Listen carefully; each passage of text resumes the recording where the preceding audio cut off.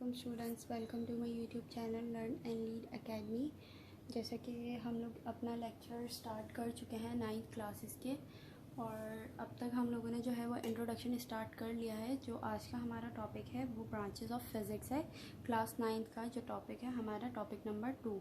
तो let's start. हम start करते हैं अपनी फ़र्स्ट ब्रांच से। पहली चीज़ तो ब्रांचेस ऑफ फिज़िक्स। हमने काफ़ी लोगों को ना ये समझ ही नहीं आता कि ब्रांचेस क्यों।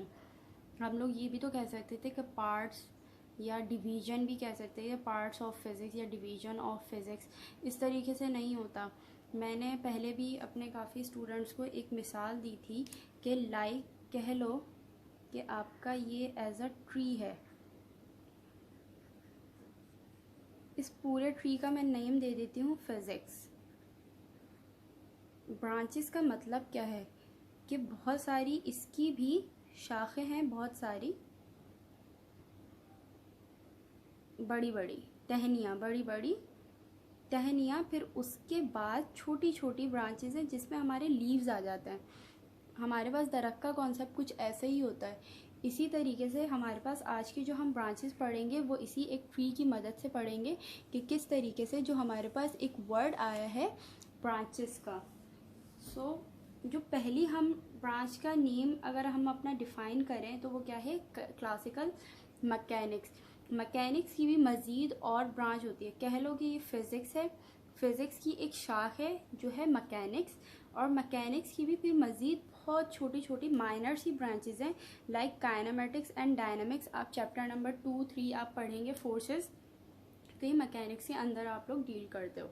तो क्लासिकल मैकेनिक्स जो है वो किसके बारे में, ये ब्रांच जो है हमारी वो किसके बारे में डील करेगी, और ब्रांचेस हम क्यों बनाते हैं। अगर फॉर सपोज़ आप कह लो कि ये ब्रांचेस ना होती, और इस ब्रांचेस के ज़रिए क्या होता है, हमें एक टहनी या दो टहनी तोड़नी होती है, हम इजीली ले सकते हैं ना। अगर ये ना हो तो क्या हम पूरा दरख्त उखाड़ेंगे, हमारे लिए वो ज़्यादा मुश्किल है उस चीज़ को समझना या हैंडल करना। तो इसीलिए ये ब्रांचेस बना दी गई हमारी ईजमेंट के लिए कि हमें पत्ते चाहिए हो किसी चीज़ के, या हमें जितना हमारे लिए मटेरियल यूज़ करना हम सिर्फ उसी को अवेल कर पाएँ। इसी तरीके से ये छोटी छोटी ब्रांचेस को भी अलहदा करने का मकसद यही था। अगर मैं क्लासिकल, थर्मोडायनेमिक्स, इलेक्ट्रिसिटी या जितनी भी हमारे फिज़िक्स की ब्रांचेज़ हैं उन सब को एक में ही हम रख देते तो बहुत ज़्यादा मुश्किल हो जाता।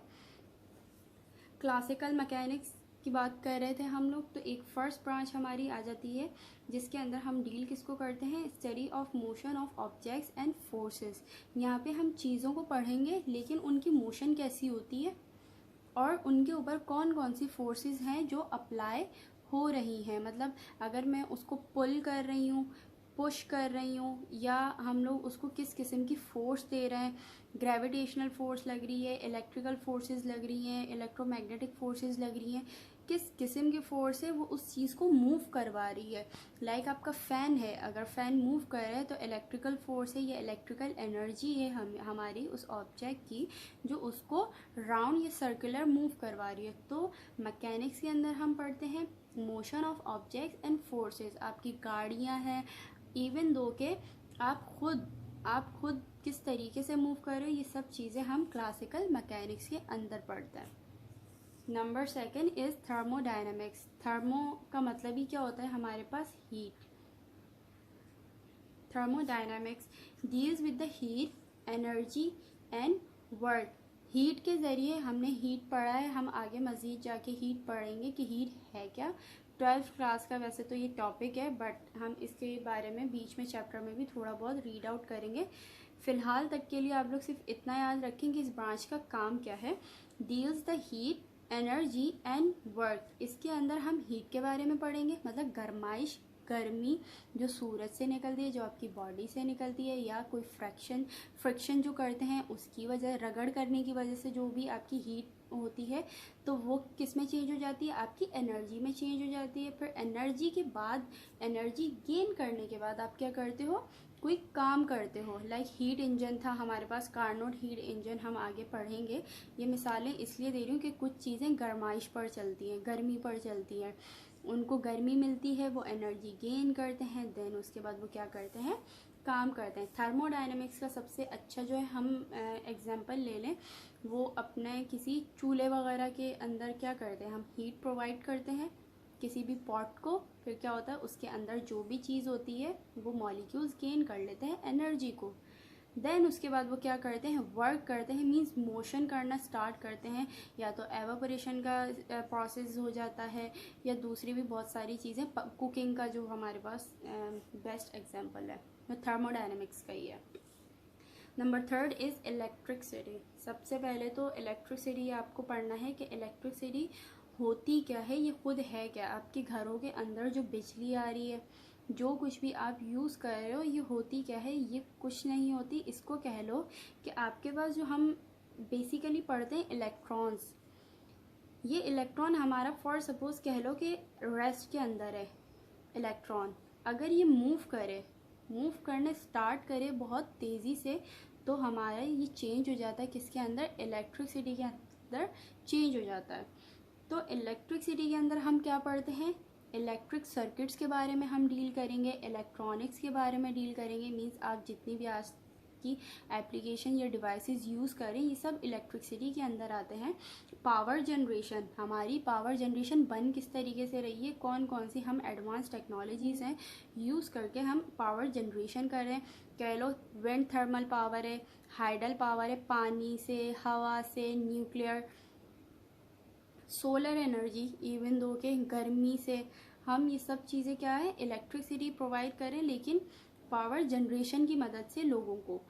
पावर डिस्ट्रीब्यूशन, अब वो पावर बनने के बाद हम डिस्ट्रीब्यूट करते हैं हमारे घरों के अंदर, किस एरिया में कितनी लाइट आ रही है, किस ट्रांसफार्मर का किस तरीके से काम होगा, तो ये सब चीज़ें हम किसके अंदर पढ़ेंगे, पावर डिस्ट्रीब्यूशन के अंदर।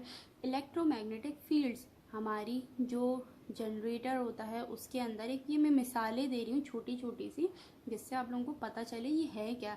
इलेक्ट्रोमैग्नेटिक फील्ड्स का काम होता है आपका, लाइक आपकी मोटर होती है कोई भी, उसके अंदर कोई भी नहीं, लेकिन मैंने अब तक जितनी देखी तो मेरे पास एक घर की जो मोटर आपकी होती है पानी वाली, और दूसरी आपकी जो जनरेटर की मोटर होती है, उसके अंदर इलेक्ट्रोमैग्नेटिक फील्ड्स का काम हो रहा होता है। ये नेम्स मैं आप लोगों को इसलिए बता रही हूँ क्योंकि हम लोगों को बताया ही नहीं जाता कि ये ब्रांचेस हैं क्या। आप क्या करते हो, ये जो चैप्टर्स कहते हो ना आप लोग कि काइनेमेटिक्स पढ़ेंगे, अब चैप्टर नंबर 2 हम डायनेमिक्स पढ़ेंगे, असल में आप पढ़ते क्या हो, मैं यहाँ से कहूँ, ये एक बहुत बड़ी सी शाख थी किसकी, मैकेनिक्स की। अब मैकेनिक्स की ये जो छोटी छोटी ब्रांचेस हैं, मैं इसका नेम दे दूँ काइनेमेटिक्स, डायनेमिक्स, फोर्सेस। तो असल में होता क्या है कि जब तक आप 9th matric first year inter पढ़ते हो, तो ये जितनी भी आप ब्रांचेस पढ़ोगे इसके अंदर, ये जो इसकी भी सब ब्रांचेस हैं छोटी छोटी, ये चैप्टर वाइज पढ़ते हो। अब आप जो चैप्टर नंबर 1 है, इन आप लोगों की मेजरमेंट्स हैं, इन मेजरमेंट्स को पढ़ने के बाद आप काइनेमेटिक्स, डायनेमिक्स, फोर्सेस, इस तरीके के मज़ीद इसकी छोटी छोटी ब्रांचेस को आप पढ़ते हो। तो आप लोग फर्स्ट तो ये कॉन्सेप्ट अपना क्लियर करें कि असल में हम लोग लाइक इलेक्ट्रिसिटी है, ये छोटे जो इसकी ब्रांचेस ही पढ़ते हैं, हम बहुत छोटी छोटी ब्रांचेस पढ़ते हैं कि इनका काम असल में होता कैसे है किसी फील्ड के अंदर। कोई इंसान इलेक्ट्रिक सर्किट्स बनाने का बहुत माहिर होगा, कोई इलेक्ट्रॉनिक्स में बहुत अच्छा होगा। अब इलेक्ट्रॉनिक्स में लाजमी तो नहीं है कि कोई बहुत अच्छा है तो पावर जनरेशन का भी काम ही उसको आता होगा। पावर जनरेशन एक बहुत बड़ी अलग से एक काम है, एक अलग से फील्ड है। पावर डिस्ट्रीब्यूशन का एक अलग काम है, एक अलग फील्ड है। तो मीन्स ये सारी छोटी छोटी ब्रांचेस भी किसकी निकली हैं, इलेक्ट्रिसिटी के अंदर से ही निकली हैं। तो आप पहले इस चीज़ को क्लियर करिएगा कि ये टॉपिक्स असल में है क्या। ये आप चैप्टर्स की तरह ही पढ़ते हो कि हमारी बहुत बड़ी ब्रांच होती है इलेक्ट्रिसिटी, और इसकी भी बहुत छोटी छोटी सी ब्रांचेस होती हैं आपकी, क्या ये research and innovation, these all subjects deals with this branch. Means ये जितनी भी हमने ब्रांचेस पढ़ी, electric circuits, electronics, power generation, ये सब क्या है, इनके ऊपर रिसर्च करते हैं हम day by day. Like solar energy का हमारे पास कोई कॉन्सेप्ट नहीं था, अब सोलर एनर्जी से पैनल्स लगा लिए हमने, सोलर जनरेशन कर लिया। And innovation, and day by day हम अपनी इलेक्ट्रिसिटी को बढ़ा रहे हैं कि किस तरीके से हम ज़्यादा जनरेशन जो है वो प्रोड्यूस कर सकें पावर की, और इस ब्रांच के अंदर हम ये सब काम करते हैं। The next one is magnetism. Magnetism को देखते हैं कि मैग्नेटिज्म किससे निकला है। मैग्नेटिज्म निकला है हमारा मैग्नेट से। मैग्नेटिज्म का क्या काम होता है? दिस ब्रांच ऑफ फिजिक्स, ये भी अब एक क्या है, ब्रांच आ गई। इसी तरीके से कह लो कि फिजिक्स की एक बहुत बड़ी सी एक शाख आ गई, ये भी। This branch of physics deals with the study of electric and magnetic fields. यहाँ से मैं उठा लूँ इलेक्ट्रिक फील्ड, इलेक्ट्रिसिटी से, और मैग्नेट से उठा लूँ मैं क्या, मैग्नेट। मैग्नेट के अंदर असल में होती क्या है, एक ताकत होती है, कुदरती ताकत होती है कि वो चीज़ों को अपनी तरफ क्या करती है, खींचती है या उसको दूर धकेल देती है। यह मैग्नेट के अंदर एक कुदरती खासियत होती है। इलेक्ट्रिक एंड मैग्नेटिक फील्ड, अब मैग्नेटिज्म के अंदर दो चीज़ें होती हैं। होती क्या है, magnet,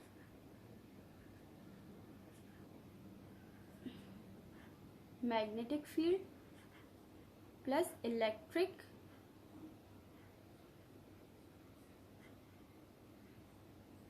magnetic field and electric field. Magnetism से कभी भी आप लोग ये मत भूलिएगा कि ये किस चीज़ का कॉम्बो है। ये दो चीज़ों का कॉम्बिनेशन है, मैग्नेटिक फील्ड का और इलेक्ट्रिक फील्ड का। जब ये दोनों किस्म की एक ताकतें जब आपस में मिलती हैं तो तब क्या रिएक्शन आता है हमारा किसी चीज़ के ऊपर, या इस फोर्स के, दोनों फोर्सेस के मिलने से, लाइक कह लो ये मैग्नेटिक फील्ड है, ये इलेक्ट्रिक फील्ड है, ये दोनों जब आपस में काम करती हैं तो ये दोनों ताकतें, कुव्वतें, फोर्सेस काम करती किस तरीके से, ये चीज़ों को चलाने में मदद कैसे देती हैं। फील्ड्स एंड देयर इंटरेक्शन, इसमें हम पढ़ते क्या हैं कि जब हमारी कोई भी इलेक्ट्रिक या मैग्नेटिक फील्ड आपस में मिलेंगी तो वो किस तरीके से इंटरेक्शन करेंगी, मीन्स क्या उनका रिएक्शन हमारे पास आएगा। इसको पढ़ने के लिए मज़ीद हम देखते हैं कि मैग्नेटिज्म हम कहाँ कहाँ देख सकते हैं मज़ीद और इसका फिनोमेना। तो सबसे पहले understanding the electric and magnetic field, सबसे पहले तो हमें इलेक्ट्रिक फील्ड और मैग्नेटिक फील्ड को समझना पड़ेगा कि ये जनरेट किस तरीके से होती है और ये कहाँ कहाँ पाई जा सकती है। या हमें मैग्नेटिक फील्ड जनरेट करनी है या इलेक्ट्रिक फील्ड जनरेट करनी है तो वो किस तरीके से जनरेट होगी, या स्ट्रॉन्ग है, वीक हैं, ये दोनों फील्ड्स हमारे पास, इनको समझना पड़ेगा। The second one is electrostatics. Electrostatics का मतलब होता है जो चार्जेस होती हैं हमारे पास, पॉजिटिव या नेगेटिव। आई होप कि आप लोगों को पता होगा कि इलेक्ट्रॉन या प्रोटॉन जो होता है ये चार्जेस ही होती हैं हमारे पास। पॉजिटिव या नेगेटिव जो चार्जेस होती हैं ये रेस्ट में भी होती हैं और ये कंटिन्यूसली क्या कर रही है, मूव भी कर रही होती हैं। हम इसके अंदर पढ़ते हैं, अगर इलेक्ट्रॉन, वैसे तो हम पढ़ते हैं कि वो हमेशा कंटिन्यूसली मूव करता है, लेकिन अगर वो रेस्ट में है तो उसका क्या बिहेव होगा, ये हम पढ़ते हैं इलेक्ट्रोस्टैटिक्स के अंदर। मैग्नेटोस्टैटिक्स, मैग्नेट है तो हमारे पास उसका काम किस तरीके से होगा। इलेक्ट्रोमैग्नेटिक वेव्स, हमारी इलेक्ट्रोमैग्नेटिक वेव्स एक बहुत बड़ा जो है कह लें कि पूरी जो अब का हमारा जितना भी चल रहा है निज़ाम वो सारा इलेक्ट्रोमैग्नेटिक वेव्स के ऊपर चल रहा है। ये बहुत बहुत बड़ा पार्ट हमारा रोल जो है इसका प्ले हो रहा है हमारी सोसाइटी के अंदर। इलेक्ट्रोमैग्नेटिक इंडक्शन, हमारी इतनी बड़ी बड़ी वाइंडिंग, मोटर्स, ये बहुत सारी जो चीज़ें हैं, आप इलेक्ट्रॉनिक्स के अंदर जब मज़ीद इसके अंदर इंटरेस्ट होगा तो आप लोगों को पता चलेगा कि इलेक्ट्रोमैग्नेटिक इंडक्शन का काम कैसे होता है। अगर वो आपको समझ आ जाता है तो आपको उस डिवाइस की वर्किंग समझ आ जाएगी। अगर आपको इलेक्ट्रोमैग्नेटिक वेव्स बनती कैसे हैं, वो बिहेव आपस में कैसे करती हैं, इलेक्ट्रिक फील्ड या मैग्नेटिक फील्ड मिलने के बाद अगर इलेक्ट्रोमैग्नेटिक वेव्स बनाती है तो मैं उसको यूज़ कहाँ कर सकती हूँ, ये सब चीज़ें हम ये छोटी छोटी अपनी सब ब्रांचेस के अंदर पढ़ते हैं। मैक्सवेल्स इक्वेशन, मैक्सवेल्स ने क्या कहा था, क्वांटम इलेक्ट्रोडायनामिक्स, QED, ये थोड़ी सी एडवांस है, आप लोगों को एटलीस्ट आपको नेम्स पता होने चाहिए इनके। Now the next is atomic physics. हम सिर्फ 5 ही इसकी ब्रांचेस जो हैं वो स्टडी करेंगे इसके अंदर। देन उसके बाद हम अपनी नेक्स्ट ब्रांचेस नेक्स्ट लेक्चर के अंदर डिस्कस करेंगे। एटॉमिक फिजिक्स निकली ही किससे है हमारे पास, एटम से। इसका नेम से ही पता चल जाता है कि हम एटम के बारे में कुछ पढ़ने वाले हैं। एटॉमिक फिजिक्स क्या करती है, स्टडी करती है। तो फिजिक्स स्टडी किसको करेगी, एटम को। अब focus is on the study of atoms. First line वही कही कि ये स्टडी करती है एटम्स को। बिहेवियर, वो जो एटम था वो बिहेव कैसे करता है, लाइक हाइड्रोजन का एटम किस तरीके से बिहेव करता है, कार्बन का एटम किस तरीके से बिहेव, हीलियम, मेटल्स का एटम जो है वो कैसे बिहेव करता है, सॉलिड्स लिक्विड्स के जो एटम्स होते हैं। ऑक्सीजन कभी भी आपने नहीं आई थिंक सुना होगा कि वो सॉलिड फॉर्म में होती है, ऑक्सीजन हमेशा गैसेस फॉर्म में होती है। तो उसका एटम किस तरीके से होगा, तो ये बिहेवियर्स होते हैं आपके। स्ट्रक्चर एंड प्रॉपर्टीज़, वो उनकी बनावट कैसी है, लाइक हाइड्रोजन है अगर मेरे पास, उसकी बनावट मैं कहूँ तो वो एक इलेक्ट्रॉन से बना हुआ है, सिर्फ एक। और अगर मैं हीलियम की बात करूँ तो वो 2 इलेक्ट्रॉन से बना हुआ है, लेकिन इनका बिहेवियर बिल्कुल अलग होता है। Of atom, interaction of between atoms and electromagnetic radiations. ये सबसे ज़रूरी है ये बात समझना कि इंट्रैक्शन ऑफ बिटवीन एटम्स, अगर ये दोनों कहूँ, ये है हमारे पास नोबल गैस है और ये सिंबल हमारे पास एक हाइड्रोजन गैस है। इन दोनों को अगर मैं रिएक्ट करवाने की कोशिश करूँ तो ये रिएक्ट किस तरीके से करेंगे, और अगर इन दोनों को मैं इलेक्ट्रोमैग्नेटिक रेडिएशंस के अंदर से गुजारूँ तो ये बिहेव कैसे करेंगे। ये सिंपली हम पढ़ते हैं इसके अंदर एटम्स के बिहेवियर, स्ट्रक्चर, प्रॉपर्टीज़, इन सब चीज़ों के बारे में, और कौन कौन सी चीज़ें हैं जो इन पर इफ़ेक्ट करके इनको चेंज कर सकती हैं। अब इसकी मज़ीद इसकी सब ब्रांचेस देख लें तो ऐसा नहीं है कि ये सब चीज़ें मैं एटॉमिक फ़िज़िक्स में ही पढ़ लूँगी, नहीं, मुझे इसको, ये बहुत बड़ा है। बिहेवियर एक डिफरेंट है क्योंकि एलिमेंट्स बहुत सारे हैं हमारे पास, मोर देन 100। स्ट्रक्चर सबके अलग हैं, प्रॉपर्टी सबकी अलग हैं, तो इसलिए हमने इन सब को एक छोटी छोटी मज़ीद ब्रांचेस के अंदर क्या कर दिया, डिवाइड कर दिया। एटॉमिक स्ट्रक्चर, एटम का सिंपल स्ट्रक्चर पढ़ेंगे। Spectroscopic, quantum mechanics, atomic models जो दिए गए हैं हमारे पास, किसने किस तरीके से मॉडल्स दिए। एटॉमिक स्पेक्ट्रा कि कौन कौन सा एटम जो है वो किस तरीके के कलर बैंडिंग्स या स्पेक्ट्रम्स बनाते हैं। एटॉमिक कोलिजन्स, ये दोनों अगर एटम्स हैं तो ये आपस में जब कोलिजन्स करते हैं या बाउंसिंग बैक या किसी फोर्स की मदद से ये एक दूसरे से मिलने की कोशिश करते हैं या कोई फोर्स लगने से एक दूसरे से दूर होते हैं, कोलिजन्स कहते हैं टकराना आपस में, तो तब क्या बिहेव होता है। थैंक यू सो मच, आप लोग ये लेक्चर सही से सुन लीजिएगा। आई होप आप लोगों को कोई इशू ना हुआ हो। इंशाल्लाह हम अपनी जो नेक्स्ट ऑप्टिक्स से स्टार्ट करेंगे लेक्चर, वो लेक्चर नंबर मैं आपको सेंड कर दूँगी ग्रुप के ऊपर और यूट्यूब पर। Thank you.